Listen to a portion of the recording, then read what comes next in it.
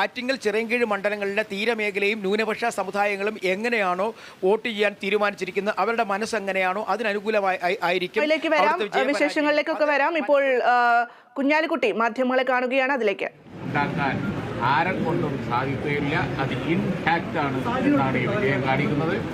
മലപ്പുറത്തെ വിജയം എല്ലാ റെക്കോർഡുകളും ഭേദിച്ച് മുന്നോട്ട് പോവുകയാണ്.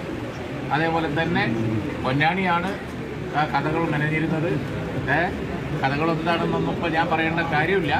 പക്ഷേ അവിടെ സമദാനി സർവകാല റെക്കോർഡിലേക്ക് പോവുകയാണ്. എത്ര എന്നുള്ളത് പറയാറായിട്ടില്ല.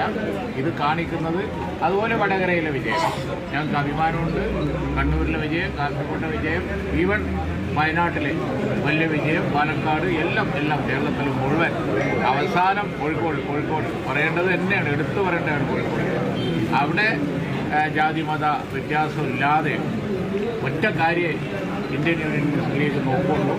അത് സെക്കുലർ മത സൗഹാർദ്ദ ആറ്റിറ്റ്യൂഡാണ്. ആ പാരമ്പര്യം പാർട്ടി സ്ഥാപിച്ച കാലം തൊട്ട് ഇന്നേ വരെ ആ ലീഡർഷിപ്പ് കൊടുത്തുകൊണ്ട് ഞങ്ങൾ കുടുംബം മാറി വന്നുകൊണ്ടിരിക്കുകയാണ്. അത് ആ കൈകളിൽ ഭദ്രമാണ് എന്നാണ് ഇപ്പോൾ നിങ്ങൾ ചോദിച്ച മലപ്പുറത്തെയും പൊന്നാനിയുടെയും റിസൾട്ട് കാണിക്കുന്നത്. അവിടുത്തെ വോട്ട് ഒന്നുകൂടി അത് അടിവരയിടുന്നു. അതാണ് ചാലഞ്ച് ഉണ്ടായാൽ എന്ത് ചാലഞ്ച് ഉണ്ടായാലും ഞങ്ങൾക്ക് മലബാറിലെ മുഴുവൻ എന്ത് ചാലഞ്ച് ഉണ്ടായാലും അത് നമുക്ക് ഗുണമായിട്ടേ വരുള്ളൂ എന്നുള്ളതാണ്.